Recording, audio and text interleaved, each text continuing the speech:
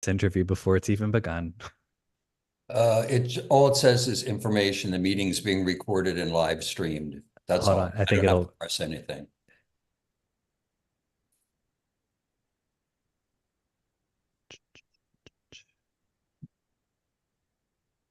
All right, we're up.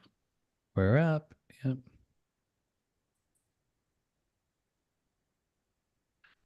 Oh, they've changed the interface. I see. It's at the top of the screen now, aren't they? Zoom's so fancy now.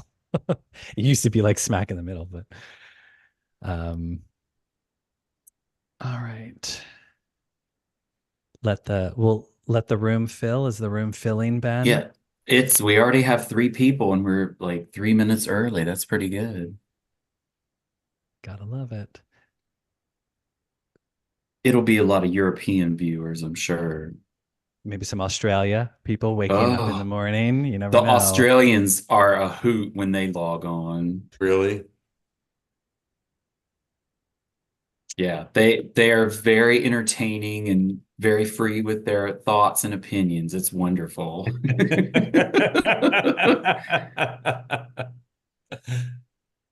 All right. Well, we'll kick off early. How about that, Ben?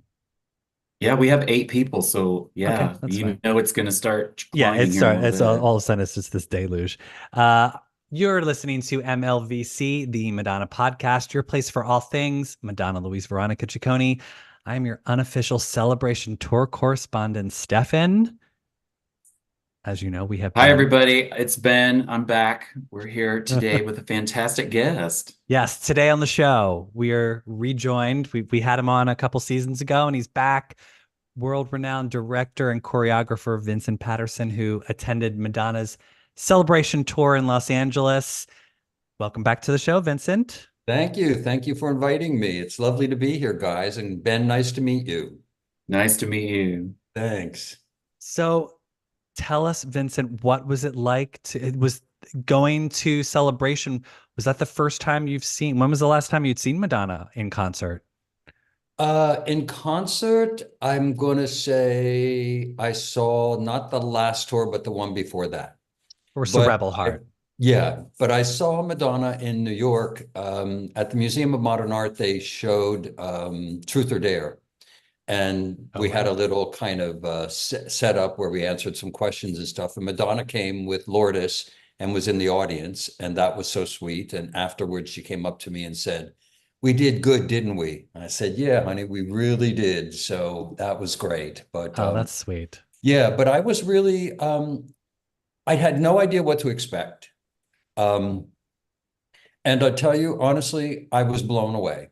I have to say, and my first thing is, and I can say it because I'm near her age anyway. Um, the energy and power that a 65-year-old person has, I am so sick of ageism. She was tremendous. She was absolutely tremendous. Yeah. She hauled ass all over that stage from one end of the forum to the other, nonstop. I mean, she'd go down under the stage, bam, she'd be up in the stage, there she'd be up, she'd be flying around all over our heads, but she never stopped. And, I mean, having known her for a while and long time, 14 years, I could tell that, she wasn't 22 years old, but who cares? I mean, she blew everybody away. And what I also really loved, well, there's so many things I love, we can talk about them, but her sincerity, was I guess it's age a bit, but she seems to have really softened. And the way she approached her audience was so different than the way I remember in the past. I mean, I remember back on the Blonde Ambition tour that I kept begging her, stop saying fuck, fuck, fuck all the time. I think she said fuck once this time, and it was part of the routine, but I was so impressed. I was so impressed. And she was so kind, she sent me 2 tickets and my husband and I went and they got us into the forum room. We were in the second row she was standing right in front of us for most of the show. And oh my God, it was tremendous. It was so, again, I didn't know what to expect and I was blown away. I was blown Hmm. So unlike we Madonna fans, you weren't chomping at the bit to check on the internet what she was doing previous to seeing the show? No, I had spoken to people who had seen her in London.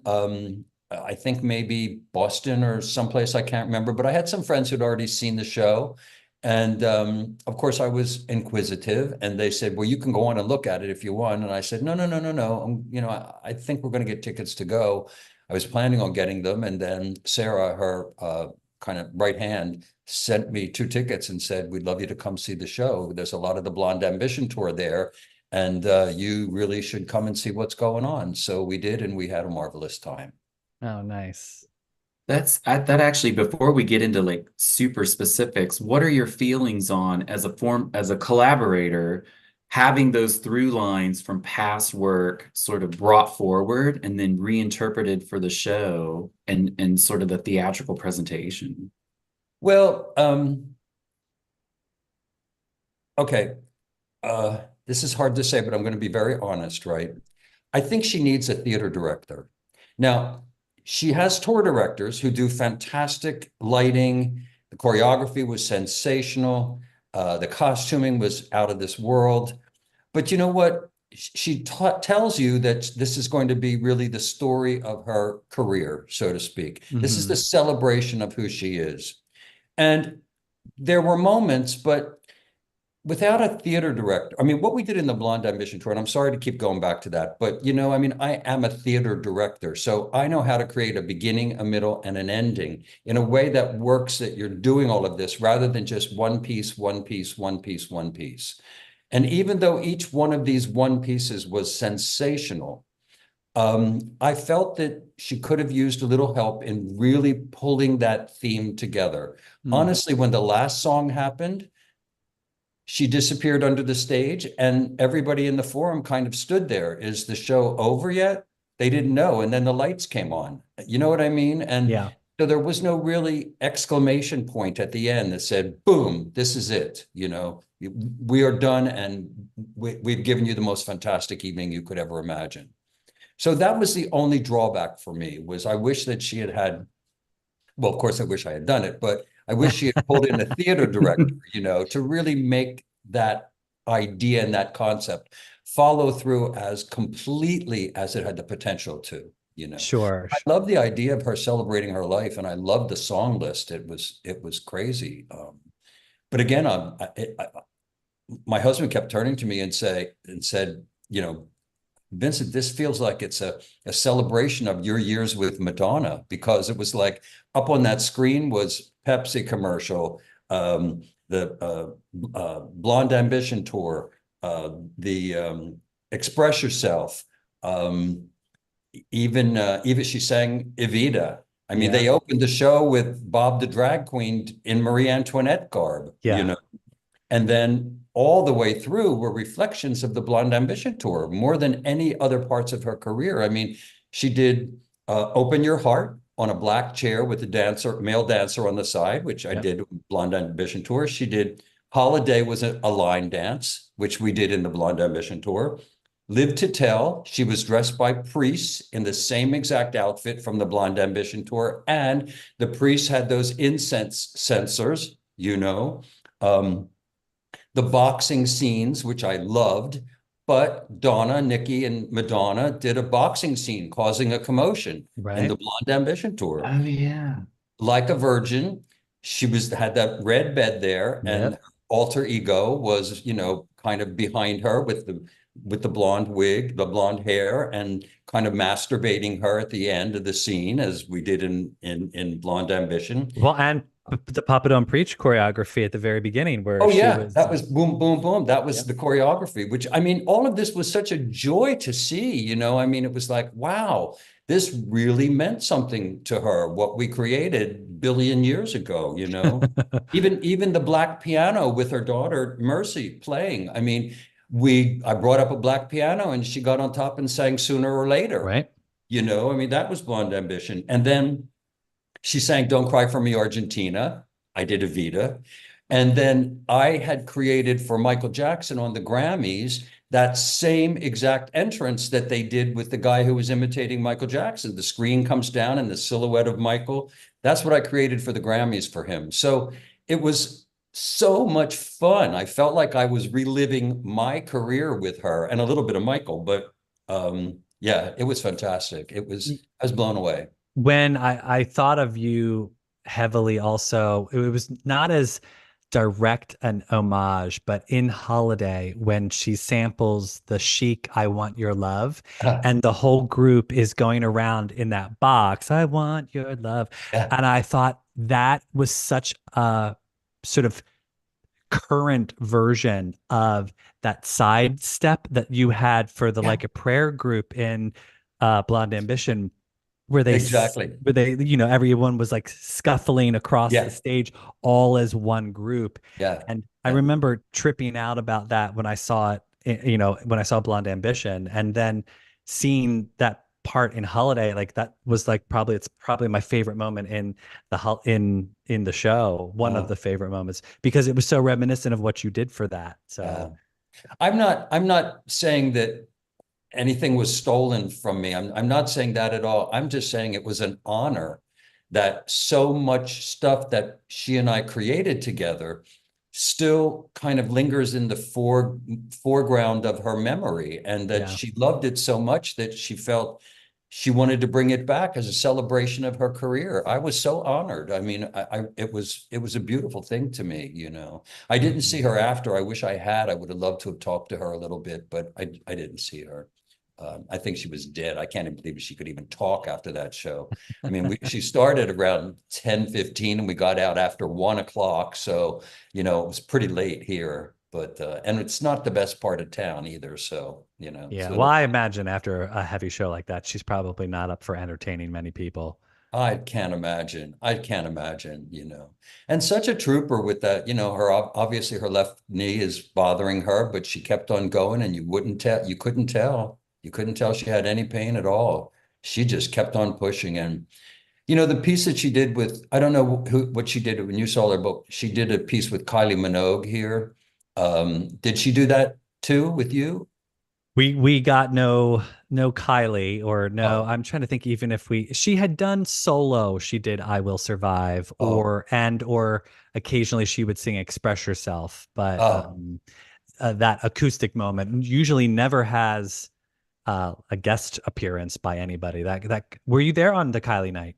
Oh yeah. Oh yeah. Oh wow, that's a pop culture historical moment right there. Absolutely. I mean, I appreciate Kylie. I've never been an avid Kylie fan, but I like her music. And I'm pretty sure she battled breast cancer, Yeah. right? And so that's why, I mean, Madonna was talking about being a survivor with those people, her friends who had passed away from AIDS, and survivor guilt, and what's that about? And then, you know, she brought Kylie up, and I thought it was so touching that of all people, you know, she brought somebody who is a survivor. And Yeah. that piece was gorgeous. I mean, everybody in the whole forum, and it was pretty much packed. Everybody was singing along. It was beautiful, beautiful moment.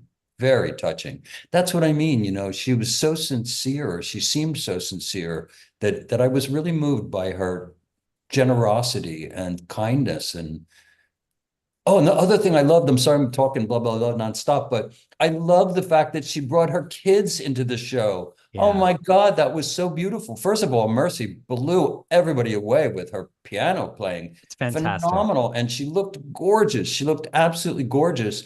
And then David was there with, you know, playing. I mean, doesn't seem to be a real picker yet, but playing the chords and looking great, and playing with her. I thought that was fantastic. And I think it was Esther, is that how she pronounces the one of the twins? I think it was Esther who was dancing at one point in the show. So, and they all seem to have this beautiful, beautiful relationship with her, and vice versa. I mean, you could tell how much she loved them, and it was.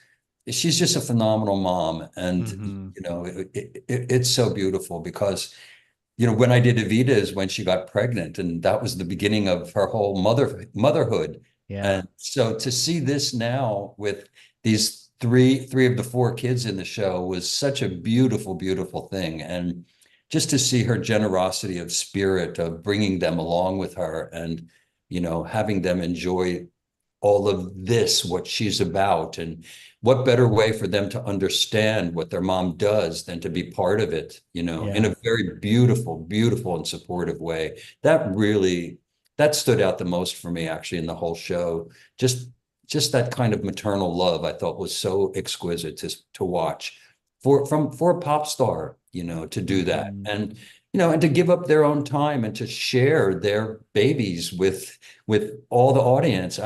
It blew me away. I was very, very impressed. Very impressed. So Yeah.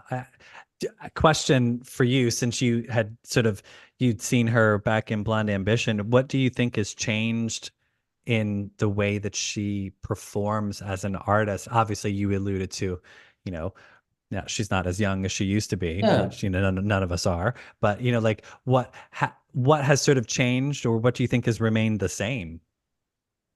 Well, I think what has remained the same is her charisma and her power. I mean, that you know, you can't knock it. I mean, she's Madonna, Yeah, bitch. But anyway, no, I mean, you know, she still has that. She's not lost an ounce of that. It's matured in a different way, but it's just as powerful as it always was. And yeah, you know, I mean, I think when we worked together on that, I mean, I did many things with her, but on the Blind Ambition, I think she was about 29 or something like that, 30 years old. So half of her lifetime ago. And but the fact that she just hauled ass all over that stage nonstop and kept up with those dancers who were all incredible. And, hmm you know, and she was doing her thing. No, she did not move like she has in other tours, but who cares? I mean, who cares? You know, I yeah, mean, and I love the fact that she sang most of the songs, didn't lip sync most of the songs, and I hate to say it, you could tell because she was a little flat at times, but I preferred that. I love the fact that it was her real voice yeah, singing rather than lip syncing stuff. And I guess that could also be because when she's not dancing as hard, then she has the breath to be, and that's not just of her, that's every performer sure, on, you yeah, know. But I thought that, you know, like I said, I was surprised. I didn't think she was going to have the stamina to do it. And she really blew me away. I mean, I just came home just thrilled and applauding her the whole time. I have to tell you a very funny little story about me, though. I thought I was going to be very, very cool. I have the original Blonde Ambition Tour jacket, you know, the original one. So I said to my husband, Renee, do you think this is okay to wear? He goes, are you kidding? People are going to flip out over that. Wear it, right? So I wore it. And we go into the forum room and people are they're looking at me a little bit like, yeah. Nobody said anything. Any other time I've worn it, people come up and go, is that the real? Oh my God, you know? So we go out and we're getting ready to go into the arena.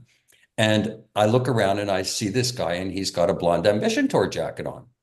And I go up to him and I said, I don't remember you. Were you involved in the Blonde Ambition Tour? And he said, no, they're selling them in merch. And I go into the arena and there's like hundreds of people in the Blonde Ambition Tour jacket. And I thought, oh my God, here I thought I was going to be so fucking cool. And in the forum room, they're probably going, who's this old guy who thinks he's cool in a merch jacket, you know? But was like it flipped the coin for me, yeah. but I just had to share that Oh, crazy. that's funny. Yeah. Oh So you my didn't realize gosh. that they had brought that jacket back. A much cheaper version, I have to say, but still, you wouldn't know. You wouldn't know. I That's laughed and That's laughed and funny. laughed at that one.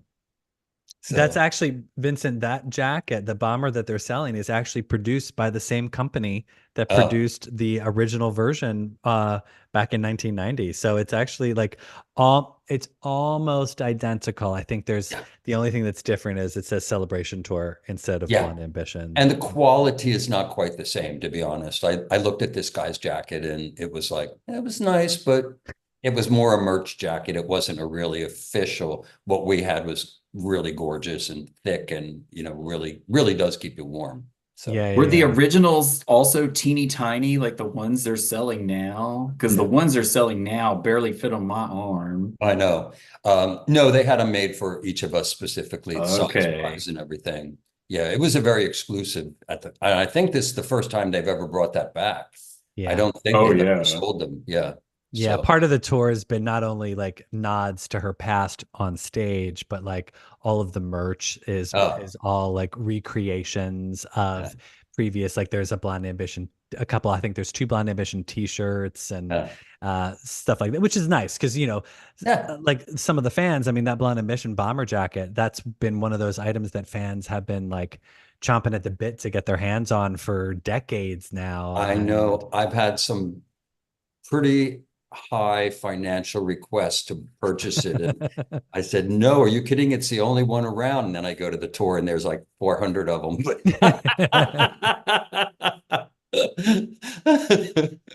You could If probably still get a pretty good price for your original though. Oh yeah, probably, probably. But it was so fun. I just loved it, from the first moment of Bob the Drag Queen coming out in the Marie Antoinette costume. And, it's like, oh my gosh, this is so cool to the last moment. And, where she had all the dancers come out in every kind of outfit she had ever worn throughout her career. Very cool. Just so cool. What was your favorite part? you Did you go, have a Ben. favorite part? You go, Ben. Oh, well, I like the whole second section with the boxing and the sort of erotica heavy era. Uh-huh. And I did appreciate that I felt Damien, his choreography for that section also called back to a lot of stuff that you had done in Blonde Ambition, just in terms of like how the bodies were moving and how people were outfitted. I thought that was super interesting. But for the song choices, because that's the section that includes Bad Girl Yeah. and Fever and stuff. Oh, Yeah. that was my sweet spot right there. And you, Steph? You know what? I mean, I loved so many different moments of the show, but oddly enough, it's a slow moment, and I'm usually like dance queen, like Uh-huh. give me high energy, but I thought the modern dance that they did for Justify My Love was absolutely stunning, like Yeah, just beautiful. so gorgeously beautiful, and how they staged it with this, and you probably had such a great view being at the end of that catwalk where you could see them on stage and then the screen behind them Yeah. where they were like filming on top. So you get this sort of like kaleidoscopic view of Yeah, the Busby Berkeley kind circle. of image of it all. Yeah, it was beautiful. Yeah. The choreography was sensational, I thought. At times I felt it was a little disconnected. She was someplace far away and they were someplace far away, and you had to make a decision, where did you want to look? Hmm. But the movement itself, I thought, was innovative and very clever. That boxing section, I thought the movement was sensational, very innovative and very strong. Really, really good. And also the scene where the priests are rotating like Christ hanging on the cross in that revolve up there was Yeah, very during like a cool. prayer. Oh my Yeah, for gosh, like a that's prayer. And then she Yeah. gets up there and gets involved. But I really enjoyed that. I thought that was unique and spectacular and something I had not even seen before anywhere. And I really thought that was a great moment. That was a great moment. And of course, the tribute to those people who had passed away was very powerful. I mean, there were people that I knew, two dancers, Gabriel from that tour and Michael Perea from, I think, the first tour. And oh, that really got me to see yeah. those. They were both my friends, and that was very moving, very, very moving. But Yeah, it yeah. was interesting to see how she reinterpreted some of those numbers. Mhm. Like you see her do some of those numbers on previous tours, and you're like, oh, there's no way she can top that. Like, Yeah. oh, like, I mean, Live to Tell was such a beautiful moment during Blonde Ambition, and Yeah. to think, oh, how could she, and then you see it on Celebration Tour, and it's like it just pulls the rug out from underneath you. Like it's just. Yeah. And I even thought like that transition from Holiday into Live to Tell was so powerful. Hmm. There was just some really great moments, I Yeah. thought. But yeah, it's interesting what you said about the theatricality of it, where I almost felt like there were moments where she could have sort of pushed it a little even further and, really cemented it. Well, she could have pushed the theme. I mean, that alter ego character could have been much more powerful, and appeared at much stronger moments, and done a little bit more interactive with her to really get that point across. Yeah. Uh, it was a fun idea. It was a good idea. I just didn't think it was as followed through as it could have been. You know, it could have been a much bigger payoff, but it was fun. It was great. And her, you know, her giving 1 to 10 to all the Vogers coming down, that was very, very fun. That was crazy. And they were great. And how about the part with the women dance with no tops on? Yeah, I know. You know, that was pretty out there. And I mean, it was interesting for us to look at visually because the dancers were so androgynous that, you know, when the guys got out there without tops on and they all had the same pants on, and some of the guys' hair was down to their back and the girls' hair was shorter than mine or yours, you almost couldn't tell. Is it a guy? Is it a girl? Who's dancing in that group around her? And very beautiful, very beautiful. I love how, you know, the nudity was approached in a very aesthetic way. And, you know, there was nothing bawdy about it or nasty about it or anything like that. It was quite gorgeous. And those dancers, they were so magnificent that they all looked like sculptures anyway. You know? Those, I gotta say, beautiful.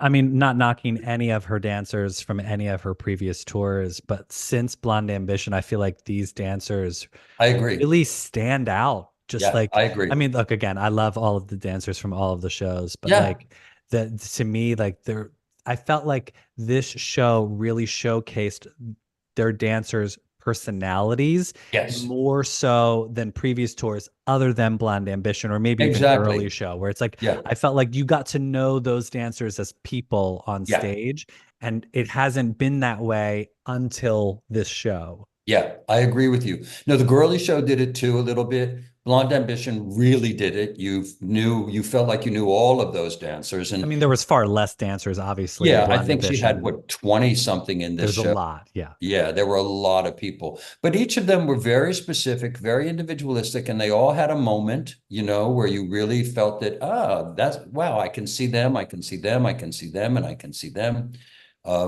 Yeah, I was impressed. I was impressed. I really was. It's, you know, other shows have been hit and miss for me, you know, as a complete piece. Of course, I always love her performing, and the screens are always gorgeous, and the lighting's always spectacular. Oh, the lighting was so spectacular in this show. I thought, So good. oh my God, that big circle over the top of them was beautiful, and that little frame that she moved around in, or David moved around in, that was a wonderful piece too. But the lighting was sensational in this show, really sensational. Some of the best I've seen in a long time. I was blown away at that. So you said you wanted to talk Nikki and Donna a little bit? Yeah. So, well, hold on, Ben. Is there anything else we want to cover Well, off so on? we do have a couple of questions that have popped up in the chat. The first Right. is people are very curious because this number is a fan favorite. What are your thoughts on the opening number? The Nothing Really Matters with that light fixture when she kind of comes up in the Gautier look and with the crown. What were your thoughts on that opening? I thought it was magnificent.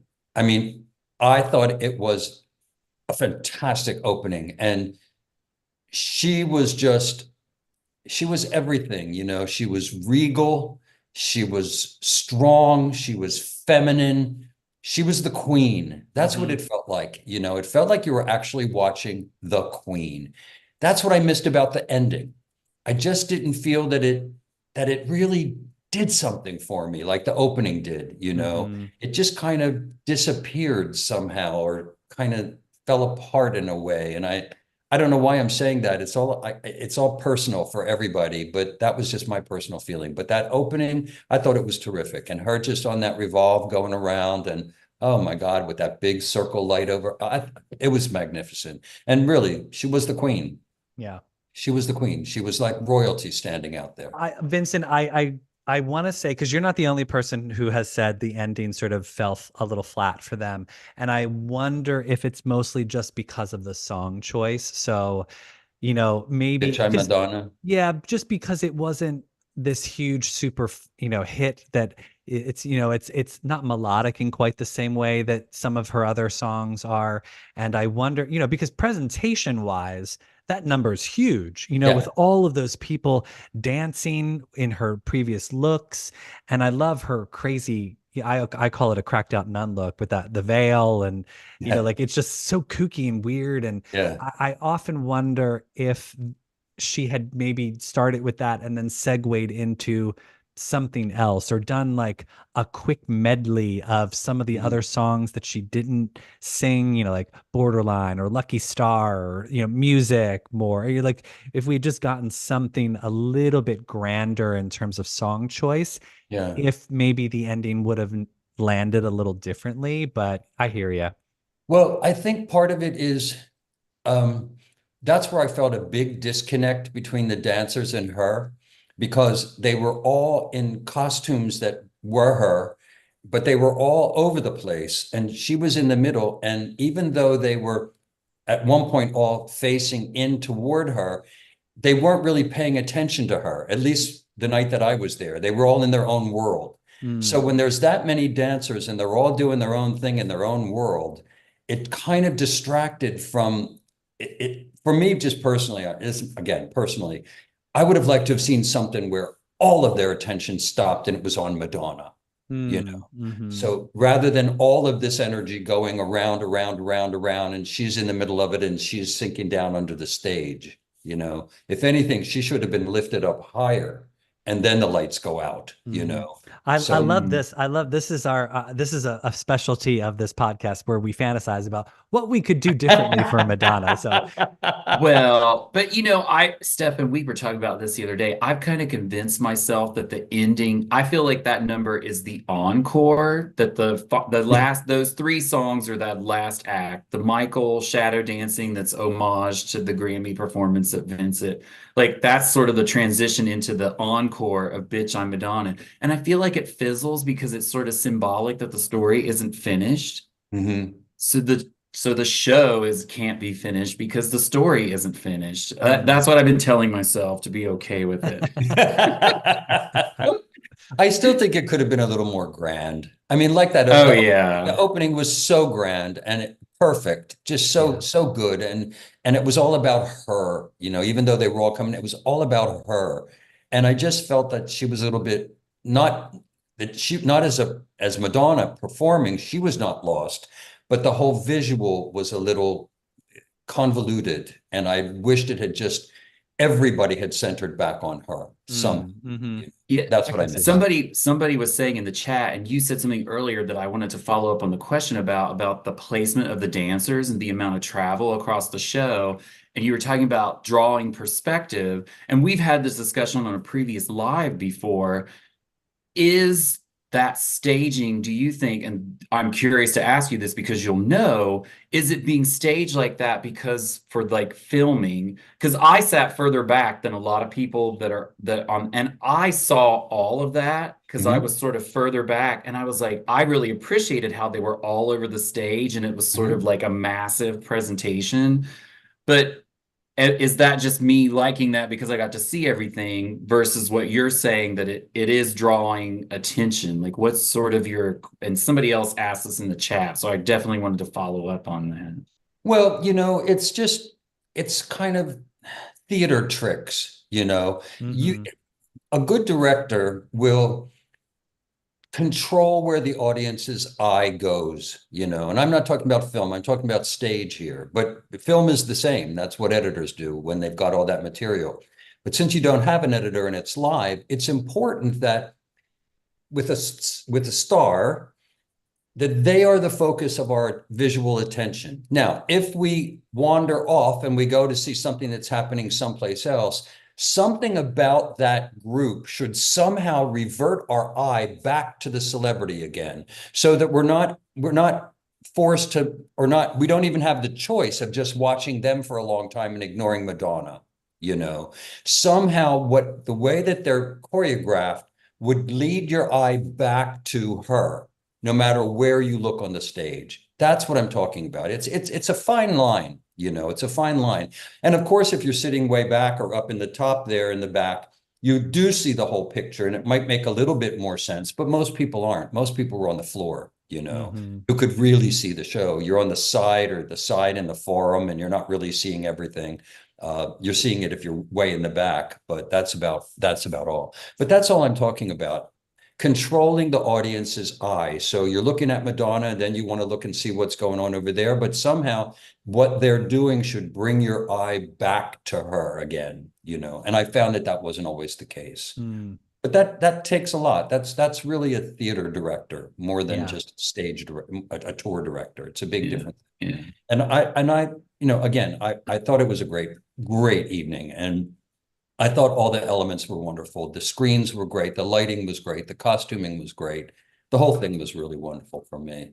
I'm just being picky, you know, because I well, Oh, am a no, this is director. fascinating to hear. I'm a director, so I can't not see those things, you Yeah, know. of course, of course. Well, and I wanted to comment real quick on the fact that you had said, you know, she's traipsing all around that stadium and whatnot. And I thought, you know, when I saw the show first, I saw it in Paris, and I went the first night, and all I did was stand for a Yeah. couple of hours. Yeah. The next day I woke up, I was spent. Like I had to lay in bed for hours to recuperate my energy just because I was going again that night.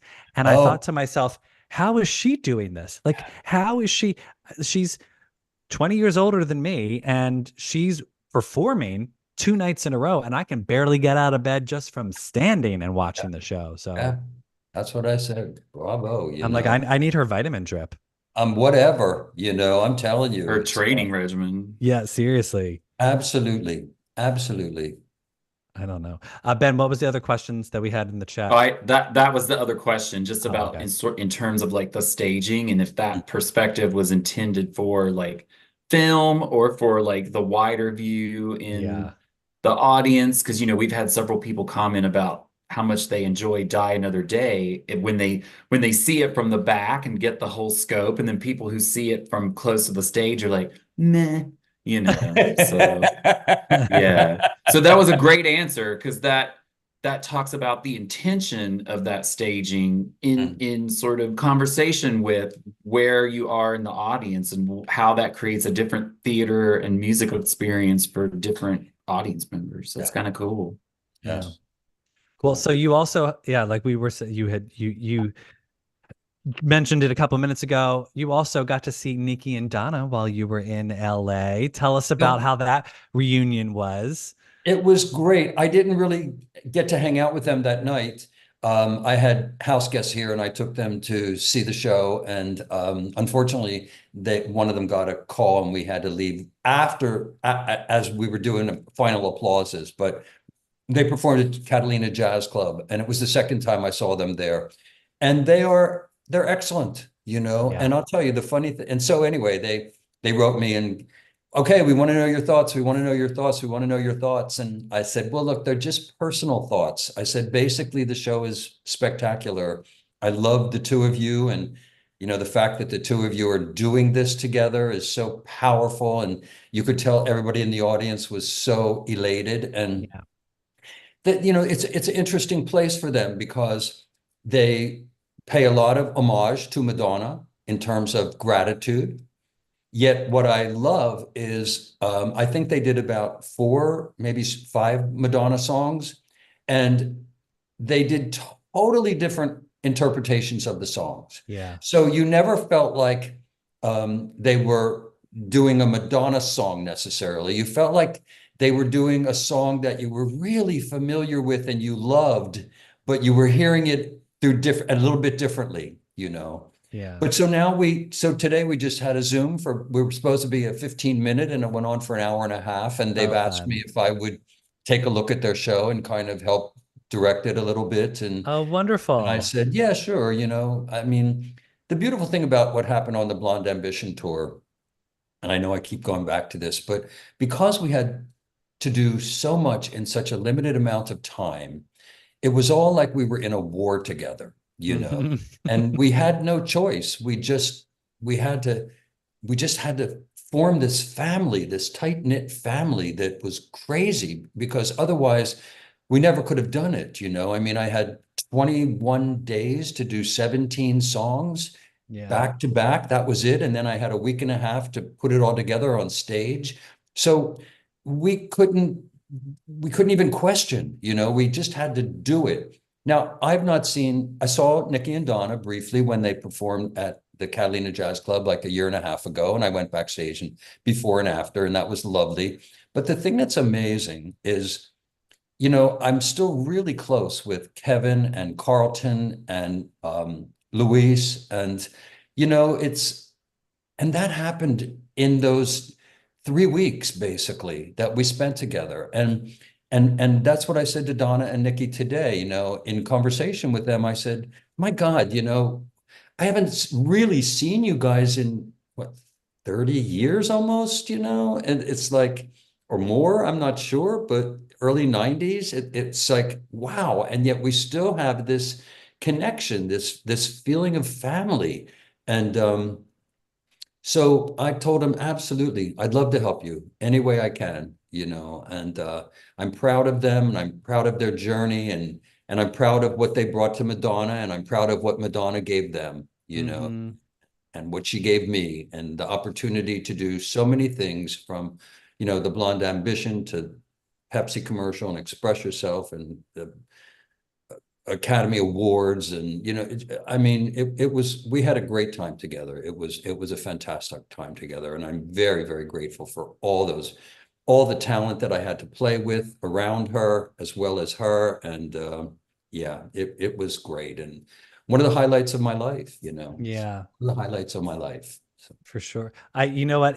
Somebody had asked me today if we had the chance to ask this question, so I'm going to ask it now, because you mentioned the Marie Antoinette look that she did for the Vogue VMAs performance. Was there a contingency plan if they didn't catch the fans when they no, flipped them? No, no, no, no, it there was was no catch them contingency. or nothing. Catch it or it drops, and you got to pick it up, ladies, in those dresses. So, or one of the guys will run over and pick it up for you. That was kind of the contingency plan, was that all the dancers beware and be looking and be, you know, if any one of them drops, run over there and pick it up and stay in your characters, but Right, pick it right. up and help them. But I'm telling you, they rehearsed and rehearsed and rehearsed and rehearsed and rehearsed that fan flip more than anything else. And I saw the relief on their faces, and you still can, when you look at Sure. it again on YouTube, you can see after they do it, this this kind of thing happens where, my God, we did it. We Yeah. actually did it. I'm sure that number was broken up into two parts. The first part leading up to that, and then the part leading after that. You know, it The was, part, yeah. yeah, exactly. And then question about so you were responsible for choreographing her sooner or later at the Academy Awards Yeah, yeah, yeah. with that earring part, that because I think that's one of the infamous moments of it's unintentionally infamous moment where that earring comes loose and starts dangling down on her hair, and she eventually like catches it and tosses it. What, when a performer is faced with a moment like that, is like, that was all her, right? I mean, it just comes to her, right? Yeah, you got to deal with it. That's why she's such a pro. That's why she is who she is, you know. What I love about watching that again is watching her hands shake, watching her be nervous, watching that vulnerability in front of all of those A-list actors sitting out there. Yeah. And pre-Evita, knowing that her whole life she wanted to be a movie star, you know, and to see them all. I sat right behind Sophia Loren. And, you know, when Madonna came up and turned around with her back and started singing with her back to the audience in that low cut dress, you almost saw the crack in her butt, you know. I heard Sophia say, "Oh my gosh, this is very dramatic." I love that. But, you know, no, Oh, the fact that she could deal with that, I mean, that was probably like what, a $400,000 earring Right. or something, you know. yeah, But you can only anyway, imagine. no, but I just love that you could see her hand shaking a little bit. I That remember watching that vulnerability. live on TV, and Oh, Same. you just see that and you're like, wow, she's a person. Like, yeah, I think at that point in her career, you thought, why would she be nervous performing in front of exactly. anyone? Exactly. Exactly. And it just made you love her all the more, you know, it just made you love her all the more. Absolutely. Because what you just said, Steph. Yeah, she's a real human being, you know, she's not just a pop star. She's a Yeah. human being, you know.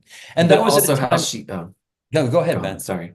Well, I was just going to say also how it goes from here to the supreme cool confidence at the Yeah. end, right?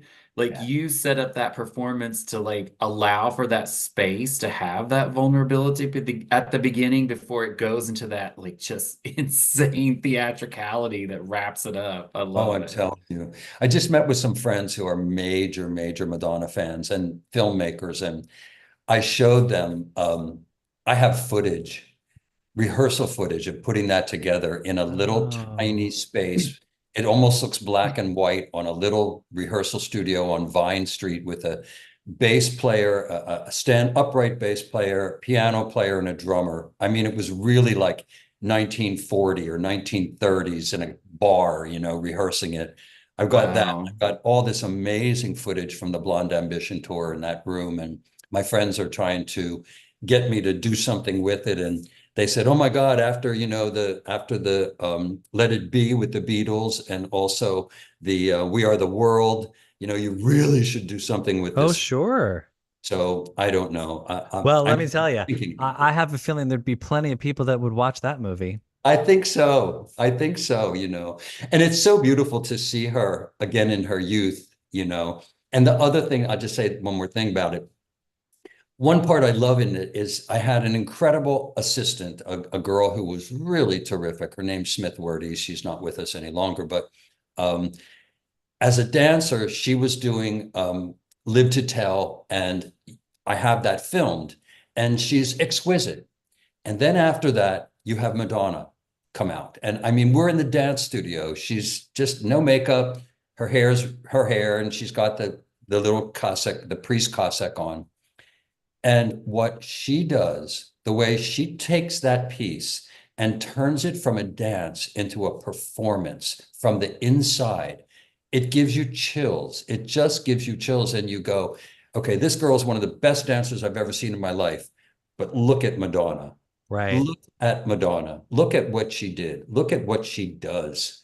And so my friends were flipping out when they saw that. They were crying and they were like, "Oh my God, Oh, I can't that's believe you have amazing. this footage." And I would Well, cry next too. next time I'm in LA, I'm gonna stop by so I can watch some of that. I'm like, yeah, we need a podcast field trip, Stephanie. Yeah, I know. So don't be Really. surprised if there's a random knock on your door one day and there Okay, here we okay. are. All right, all right. I'll make some That's dinner for I you. Right. I love that you got to talk that we talked about the Vogue performance though, that someone asked that question in the Academy Awards, because those are the two things when people are like, "Oh, what is it about Madonna that makes Madonna Madonna?" I always show them those two things. I mean, it's, Oh, if they don't have time to watch Blonde Ambition Right. and really, watch Truth or Dare to really get it, but the essence of the performance and the theatricality and all of it, it's those two numbers. It's the essence right there. And then you can sort of take them along for the rest of the ride, right? But oh. the distillation of all of it is in those two numbers for sure. Oh, thanks, Ben. That's so sweet. She called me up before the Marie Antoinette piece and she said, "Listen, I got to do another piece for MTV. And I'm going to do Vogue. And I was thinking I was going to, the guys will wear skirts and Nikki and Donna and I will wear, suits." And I said, "Oh, yeah, we kind of done that before, honey. We're not going to do that again." She said, "Well, what do you want to do?" And I said, "Well, I'm not sure, but I helped with the Vogue video. Louis and Jose really choreographed it, but I helped clean it up and piece it together." And I said, "And I did the version of Vogue for the tour." I said, "I don't know if I can come up with a new idea, but let me go in and play and I'll let you know." So I had the fans you were talking about from a project with Diana Ross that I had bought on Hollywood Boulevard, and I never wound up using them. So I took them in there just for the hell of it. I thought, I don't know what I'm going to do with these things. And then as I started playing with them, that's when I got the idea of Marie Antoinette. I thought, oh, you know what? This feels like this kind of Vogue is very stylized, foppish movement from the courts of Marie Antoinette. And I started playing around with the whole thing and it felt really good. And I called up Madonna and I said, "Madonna, I got a great idea. You as Marie Antoinette." And she says, "That sounds like shit." And I said, "Oh, Madonna, you never change." I said, "Get your ass down to the studio, see what I'm doing and see if you like it or not." So she came down. I'll tell you another funny little thing that happened that day. But she came down, she saw what I was doing, she loved it. She was like, "Oh my God, let's do it, let's do it." There was an earthquake in LA while we were rehearsing. And I grabbed her and we stood underneath a door frame, hugging. And they don't last very long, 5, 8 seconds or something. And we finished and we were like nose to nose. And I said, "So what do we do now?" And she said, "You wish." I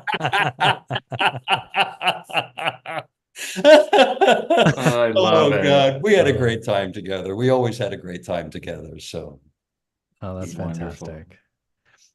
Well, Vincent, I know you're a busy man. And thank you so much for coming back on the show. This is really oh generous of you to Yes, thank take your you. time.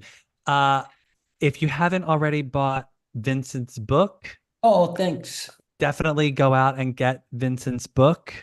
Tell everyone about your book real quick again. It's called Icons and Instincts, and it's about my fantastic life from being a poor kid on the Delaware River to having this amazing journey with the icons we all know and love, and how important it is to use your instincts and trust your instincts when you're dealing with the major stars in the world, and to trust yourself and listen to that inner voice that tells you, "Listen to me." And so that's what the book's about. And I'm so happy about it because it's touched so many people around the world. I recently got an email from a young woman in Saudi Arabia who has read the book 3 times and told me that it gave her the strength to leave Saudi Arabia and move to Qatar so that she Wow. could pursue herself as an artist. And I get so many of these and they really, really touch me. So thank you. It's available on Amazon.com. And it's called Icons and Instincts. Yeah, So it's a fantastic read. So definitely make sure you check it out. So thank you. It is. yeah. And remember, everybody, you can find us on Instagram, Twitter, and Threads at MLVC Podcast. If you've not yet donated to the show, we're on Venmo at MLVC Podcast, or smash that super thanks button on YouTube. Give us a donation that way. If you've not yet subscribed to our YouTube channel, tick that button so you never miss a video. We're going to be going live with other celebration tour attendees like Vincent for the next couple of weeks, ticking down, almost the end of the tour. So you won't want to miss a review. Vincent Paterson, thank you so much. You're on VLPLA. At VLPLA. My initials, Los Angeles. That's right. Well, we'll tag you on Instagram, and stay where you're at, Vincent. We're gonna say goodbye. Thanks again for stopping by, everybody. Until next time. We'll be back Thursday night. Oh yes, Thursday night. We're going live in honor of the 35th anniversary of the Like a Prayer album. Oh yeah. Come with your favorites, kids. We're gonna debate. Yeah. Vincent, stay on the line.